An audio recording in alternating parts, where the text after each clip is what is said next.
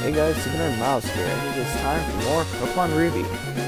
In the last episode, we started up Route 111 and Route 112 because, of course, there was a giant desert blocking our way from getting all the way through Route 111. But now we're on to Route 112. There's also a giant series of ledges, including an item, must get an item, wish I could get an item, There's also another hiker up here that I didn't do last time because I got interrupted and kind of had to cut short the last episode. But let's take him out now. Hiker Bryce. Starting things off with a Nummel. Oblivious. Great ability. Not really. All it does is it prevents you from being infatuated. Which I can see how that would be useful, but it just isn't very often. You don't usually see very many people actually sporting Attract on their teams.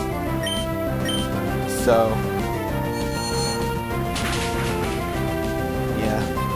But either way, this guy was no problem at all. Gave Rara some nice experience.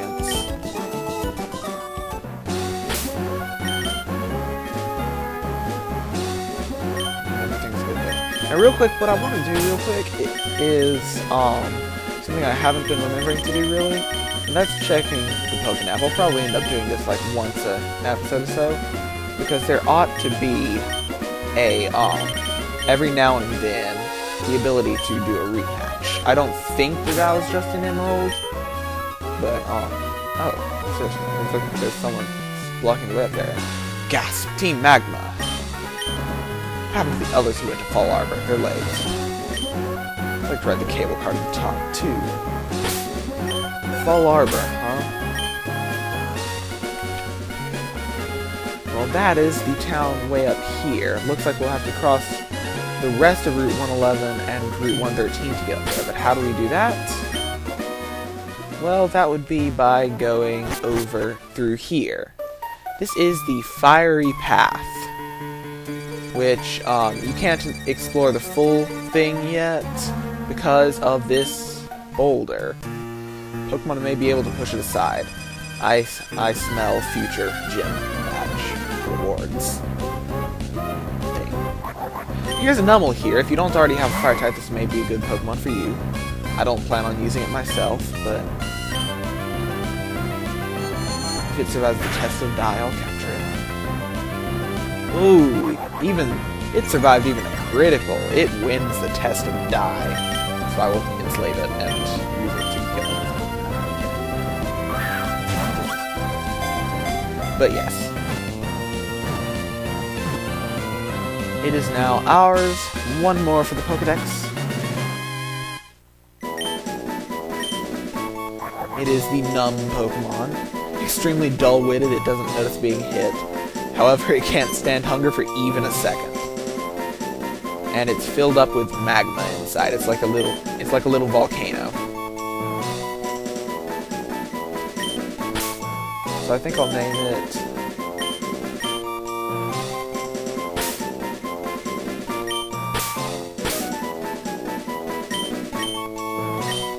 Chibi-Kano, because it's a Chibi volcano.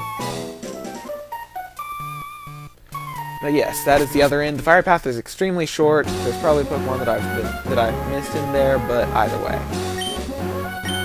Here we've got Berry Central. We've got Rosk Berries. And Pekka Berries. Like I said, they're probably Pecha or Pecha, but I just... It's the kind of thing that it's like, I originally read it as Pekka before I realized that it was based off of Peach. So ever since then, I've always just called it Pekka.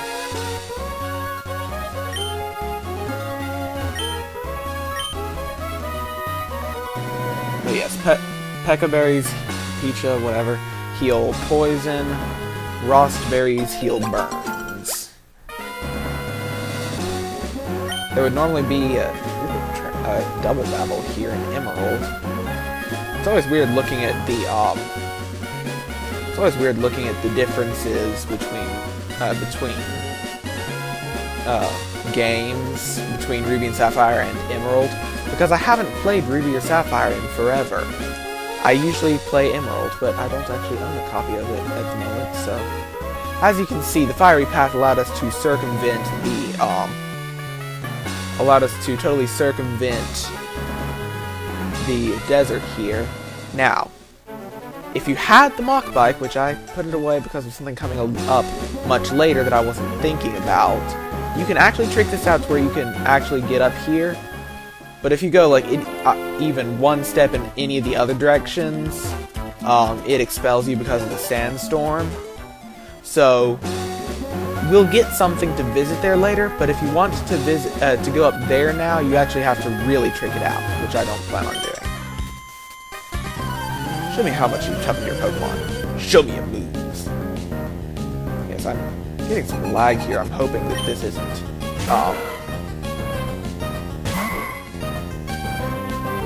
I'm hoping that I'm not getting like any audio lag because of the lag that it looks like I'm getting on my computer. If I did, I probably fixed it as soon as I noticed it, or as best as possible at least, because I'm not very good at doing that. Ha! Yes! I copied Static, and now it is the one that is paralyzed. Just leveled the playing field.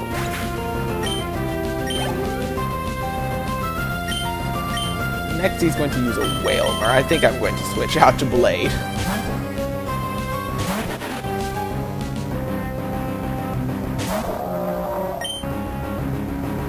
So I'll just get started with my newly powered up Absorb, since I've now got the Miracle Seed instead of the I've got the Miracle Seed instead of the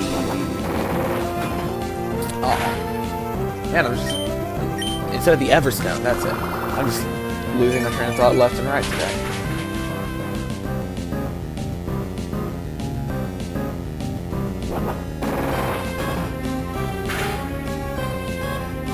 Ooh, critical. That's bad news.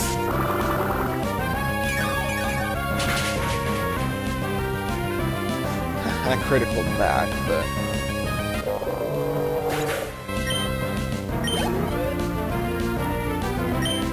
And next to Lockheed, I'll stay out just because I really want Blade to get a little bit more experience and evolve and all that stuff. Because normally Blade would have been a Grovyle for 8 levels now, but I've delayed him. I'm delaying the evolution for a full 10 levels to get Mega Drain. Vital Throw. Can never miss, but guarantee hits last. And isn't all that weak either.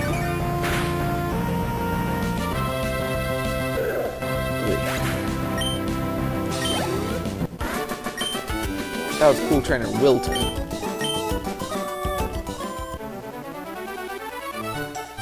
Now, this guy. Talk to this guy.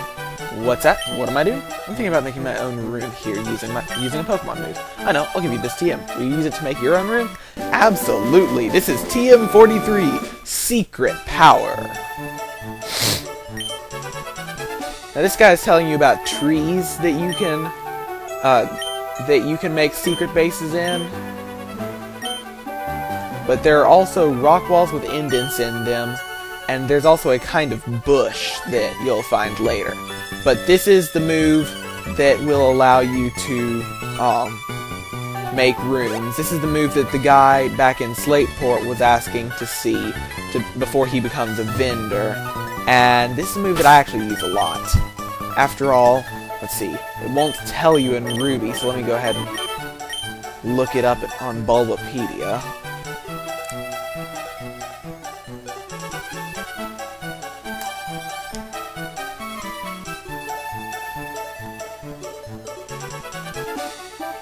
Let's see.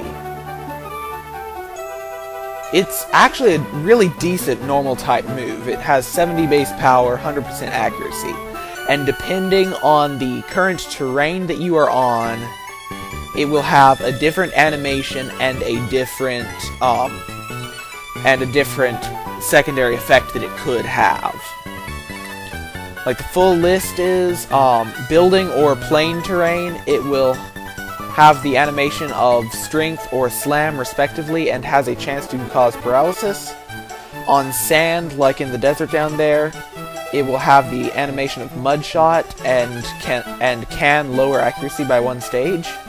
Inside a cave, it looks like bite and it can cause a flinch.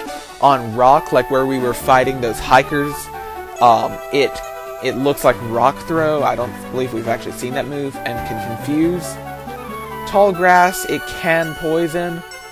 Long grass, which we haven't seen yet, it can cause sleep. There are 3 types of water: pond water, seawater, and underwater.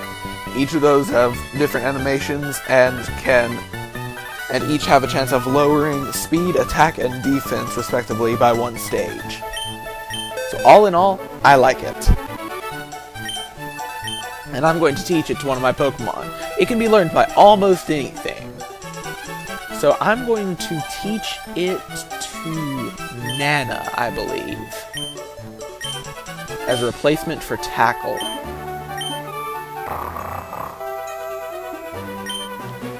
This has 35 power and this has 70. It's a double power thing, and Nana's kind of our physical force. Actually, I'm going to check their stats real quick, just to see, just to make sure. Special attacker, definitely a physical attacker. Physical, but not very much. Special, and he doesn't matter. So yeah, it's going to Nana.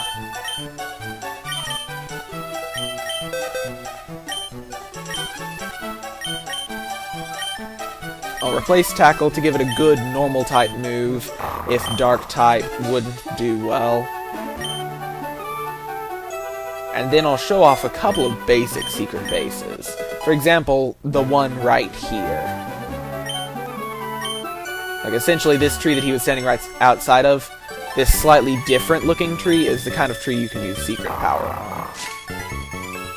And a thick vine drops down, and this is a fairly plain location. Like you can run in here, but you can't bike. We don't have any, the only decoration we have is a doll, or Trico doll. We don't have any mats or anything like that to place it yet, so I'm not gonna show any decoration or anything like that yet. But at some point, I'm probably going to go on a shopping spree, buy a bunch of stuff to make a secret base in, and kind of just trick the place out. And like I said, I'll be showing off various different secret bases. There's where the Mach Bike shortcut will take you. It takes you from the north side of the desert to over here, which will get you around that one trainer without having to worry. If you have Cut, you can also skip running around here to get into that building over there, which is actually a rest stop.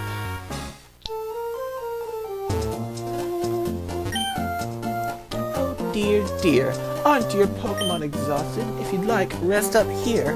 That's a fine idea. You should do that. That's right. Take your time and rest up. That's not creepy at all. She's a little bit pushy. She'll try to keep having you heal.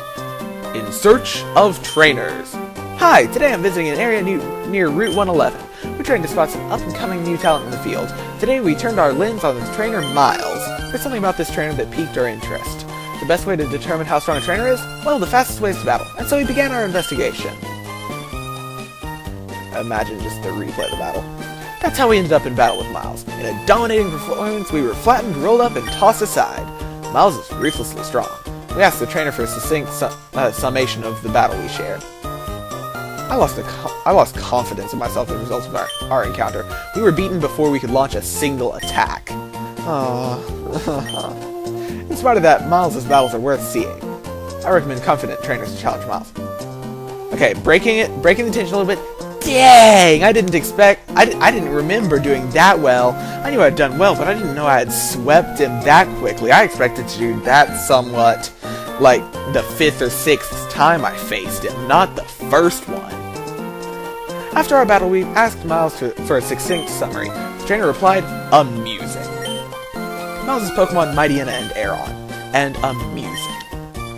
That's deep. There's deep significance behind that quote. No surprise, a good trainer has good things to say. That's all for today. See you on our next broadcast. Okay, my capture card just keeps starting to lag. Okay, there we go. The lag stopped. But I may actually end up needing to cut this at some point just to prevent any audio lag or whatever that's already happened from becoming worse. There's some more berries here. Here's some raspberries. Have Pizzazzberry. I want to say I recognize the other one. Either I'm going to call it Oran, Chesto, or Citrus. Oran. Usually I have no clue what the berry trees are. Citrus, by the way, is like an Oranberry times 3. Heals 30 HP. Or in the later games, if you attach it to a Pokemon, it'll heal a full quarter of its max HP.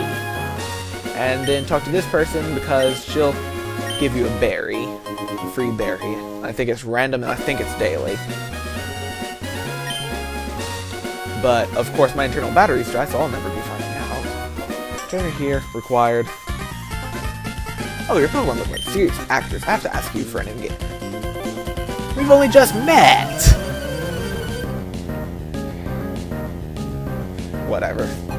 This is Cool Trainer Brooke. Her Wingull.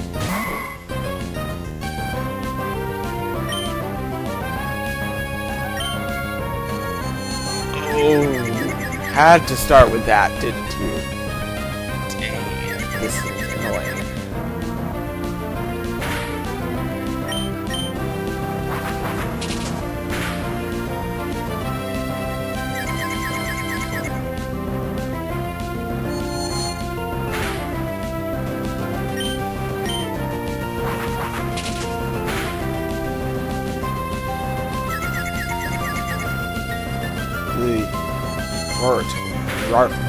Rara took a beating. I'm gonna have to go and back to that rest house in a moment after the battle. Next is a Numel. And that Wingull to take care of it. Gulliver, excuse me.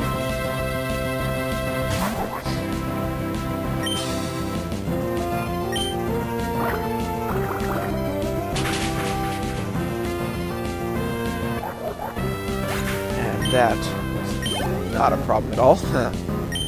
And next, a Roselia. I'll keep Gulliver out for Flying type, although I could have switched back to Rara for Psychic type. That's the nice thing about having a wide variety of type coverage. It means you pretty much always have something with a type advantage.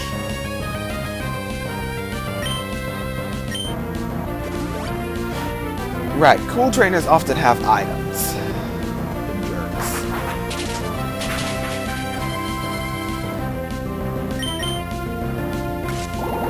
Not that it'll help them all that much, since I can pretty much one-shot them.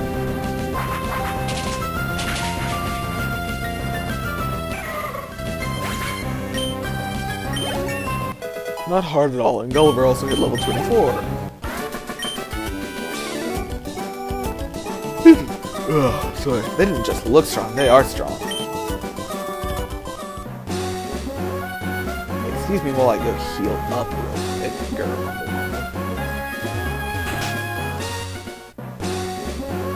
And let's keep going. Keep going on to Route 113, and I just want you to listen to the music here for a little bit. Or not. This music. Okay, well first let's talk about this. This is a Spinda. They look unique, pretty much always. Pretty much anyone you see will have a different pattern of spots and swirls. And it's actually pretty cool because it's based on a bunch of different things. I think like their personality value or something like that. Where you'll pretty much never see a Spinda with the same spots twice, which is a really cool touch.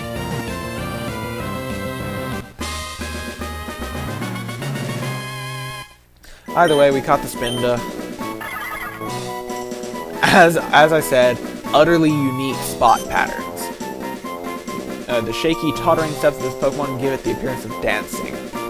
It actually has a signature move, I think it's a signature move, that will actually,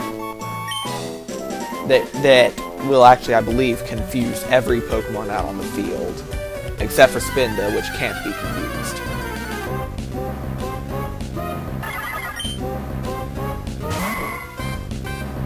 As for taking one out, it shouldn't be too hard. After all, they are still a fairly low level, although it does have Feint Attack. 60 base power, can never miss. Essentially a Dark-type version of Shockwaves.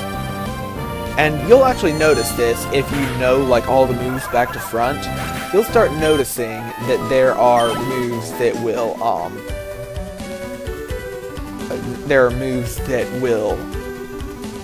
do the same thing, but for different types.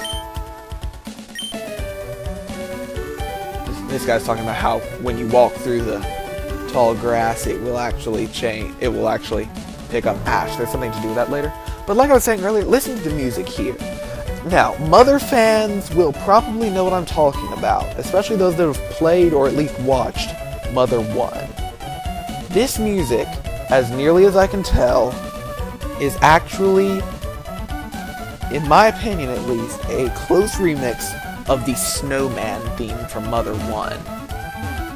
Like I said, I can't really confirm it.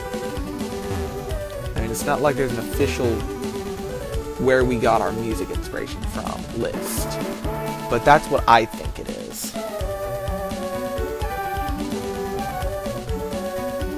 And I love the music, by the way, too. Don't think I don't. Well, let's go ahead and put Nana in front, since Rara's already getting kind of weak. I'll go ahead and, by the way, this guy right here, in case you couldn't see it, they're little kid ninjas that will often hide in the ash or behind something else. From out of the ashes I leap, hi-ya! I challenge thee.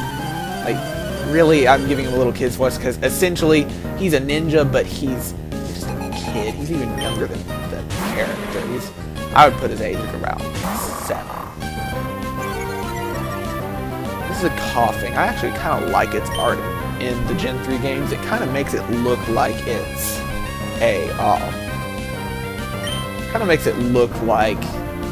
just the shading is something that you don't see on most of the other Pokemon. So apparently we are on sand because that was the Mudshot animation, and it can, I don't know if it always will, but it can lower accuracy. And apparently it counts this as sand.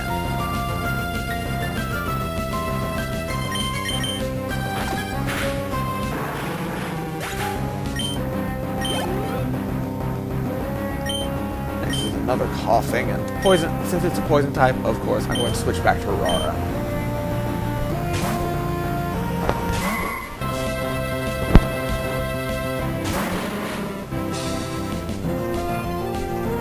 Rara traced levitate. That's kind of cool. Essentially, Rara is now floating.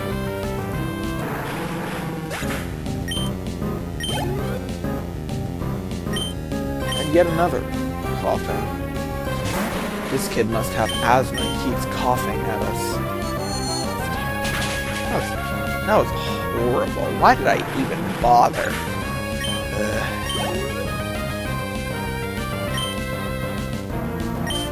Yes, he had 4 coughing. That one's actually a couple levels higher. Interesting. Didn't survive, but still. With honor, I admit defeat. Crap for money. Now I'm actually going to jump down here because I believe there's a hidden item here, an ether, as well as a super repel there.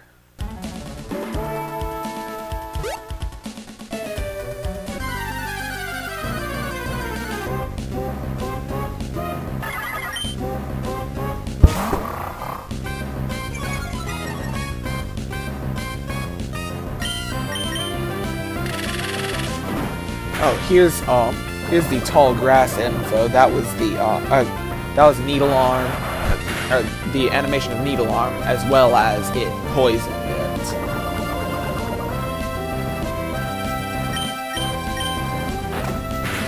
Figured I'd check just to see if the ash on the grasses would have changed anything.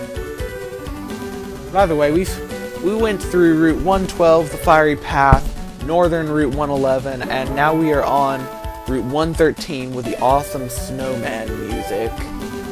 And I think we've been going on for plenty long enough, so in the next part we will continue through Route 113, this awesome music, and we'll just see where we go from there.